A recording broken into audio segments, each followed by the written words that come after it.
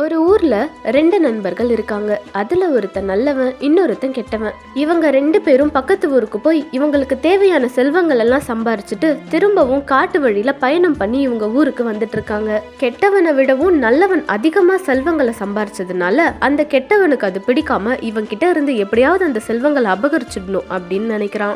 கொஞ்ச நேரத்துக்கு அப்புறம் இவங்களுக்கு பசிச்சதுனால ஒரு இடத்துல சாப்பிடுறதுக்காக உட்கார்றாங்க. அப்போ அந்த கெட்டவன், டேய், முதல்ல உன்னோட சாப்பாடை சாப்பிடலாம், அது காலியானதுக்கு அப்புறமா என்னோடது சாப்பிட ஆரம்பிக்கலாம் அப்படின்னு சொல்றான். இதை நம்பி அந்த நல்லவனும் அவனோட சாப்பாடை பாதி அவன்கிட்ட கொடுத்துட்றான். இவனோட சாப்பாடு மொத்தமா காலியானதுக்கு அப்புறமா அடுத்த வேளை உணவுக்கு அந்த கெட்டவன் அவன் மட்டும் அவனோட உணவை சாப்பிட ஆரம்பிக்கிறான். அப்போ அந்த நல்லவன், எனக்கும் கொஞ்சம் சாப்பிட கொடு அப்படின்னு கேட்டதுக்கு அந்த கெட்டவன், அதெல்லாம் முடியாது, நான் தரமாட்டேன், வேணும்னா உன்னோட ஒரு கண்ணை குத்திக்கோ, அப்ப வேணா தரேன் அப்படின்னு சொல்றான். ரொம்ப நேரமா பசி தாங்க முடியாம இருந்த அந்த நல்லவன் அவனோட ஒரு கண்ணையும் குத்திக்கிறான். அப்போ அந்த கெட்டவன் அவனுக்கு சாப்பிடுறதுக்கு ஒரு கிண்ணத்துல கொஞ்சோண்டு சாப்பாடு மட்டும் கொடுக்கறான். கொஞ்ச நேரத்துக்கு அப்புறம் அவனுக்கு மறுபடியும் பசிச்சதுனால அந்த கெட்டவன் கிட்ட உணவு கேட்கும் போது அந்த கெட்டவன், நீ உன்னோட இன்னொரு கண்ணையும் குத்திக்கோ, அப்பதான் கொடுப்பேன் அப்படின்னு சொல்றான்.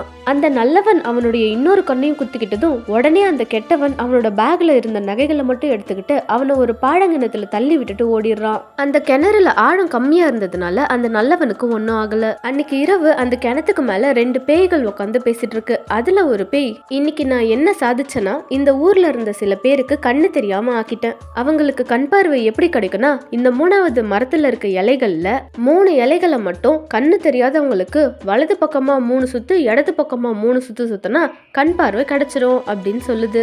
அதுக்கு இன்னொரு பேய், நான் என்ன சாதிச்சேன் தெரியுமா, இந்த நாட்டோட இளவரசிக்குள்ளவே போய் புகுந்துகிட்டேன். அவ உடம்புல இருந்து என்ன ஓட்டுறதுக்கான வழி என்னன்னா, ஒரு கோழியை எடுத்து அவளை சுத்தி போட்டாலே போதும் அப்படின்னு சொல்லுது. இது எல்லாத்தையும் கிணத்துல இருந்து கேட்டுட்டு இருந்த அந்த நல்லவன் அடுத்த நாள் அந்த கிணத்து பக்கமா போறவரோட உதவியினால கிணத்துல இருந்து தப்பிக்கிறான். அந்த பேய் சொன்ன மாதிரி 3வது மரத்துக்கு போய் அதோட இலைகளை பறிச்சு அதே மாதிரி பண்ணதும் அவனுக்கு கண் பார்வையும் கிடைச்சிருது.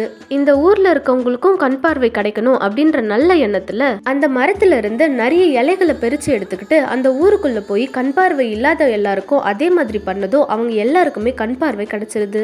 இதனால அவன் அந்த ஊர்லயே ரொம்ப ஃபேமஸ் ஆகி அந்த விஷயம் அந்த நாட்டோட அரசர் வரைக்கும் போயிருது. அப்போ அந்த அரசர் அவனை கூப்பிட்டு, என்னோட பொண்ணையும் எப்படியாவது நீ குணப்படுத்திட்டனா அவளை உனக்கே கல்யாணம் பண்ணி கொடுத்து இந்த நாட்டோட அரசனாவே உன்னை ஆக்குறேன் அப்படின்னு சொல்றாரு. இவனுக்கு ஏற்கனவே அந்த பேய் சொன்ன விஷயம் தெரியுன்றதுனால ஒரு கோழியை எடுத்து அந்த இளவரசியை சுத்தி போட்டதும் அந்த பேயும் இளவரசியை விட்டு போயிடுது. அந்த அரசரும் அவரோட மகளை காப்பாத்தினதுனால ரொம்ப சந்தோஷப்பட்டு அவனுக்கு இளவரசியை கல்யாணம் பண்ணி கொடுத்து அந்த நாட்டோட அரசராவே ஆக்குறாரு. இவன் இளவரசியோட ஊர்வலம் வந்துட்டு இருக்கும் போது ஒரு இடத்துல அந்த கெட்டவன் பார்த்துட்டு ரொம்ப ஆச்சரியப்பட்டு அவன் கிட்ட வந்து, டேய், எப்படிரா நீ ராஜாவாயிட்ட அப்படின்னு கேக்குறான். அவனும் நடந்த விஷயத்த சொன்னதும் அன்னைக்கு ராத்திரியே கெட்டவனும் அதே மாதிரி அந்த கிணத்துக்குள்ள போய் ஒளிஞ்சுக்கிறான். அன்னைக்கு இரவும் அந்த பேய்கள் அதே மாதிரி பேசிட்டு இருக்கு. அதுல ஒரு பேய், இந்த நாட்டுல நம்ம செஞ்ச விஷயங்கள் எல்லாம் யாரோ தீர்த்து வச்சுட்டாங்க, ஒருவேளை நம்ம பேசுறதை இந்த கிணத்துக்குள்ள இருந்து யாராவது ஒட்டி கேட்டுட்டு இருப்பாங்களோ அப்படின்னு சொன்னதும் இன்னொரு பேய் உடனே அந்த கிணத்துக்குள்ள கைவிட்டு அந்த கெட்டவனை பிடிச்சு, நீதானா அது அப்படின்னு அவனை கொன்னுடுது. அந்த நல்லவனுக்கு ஆரம்பத்துல கஷ்டங்கள் ஏற்பட்டாலும் கடைசியில அவன் ராஜாவாயிட்டான். அந்த கெட்டவனுக்கும் கடைசியில அவன் செஞ்சதுக்கான தண்டனை கிடைச்சிருச்சு.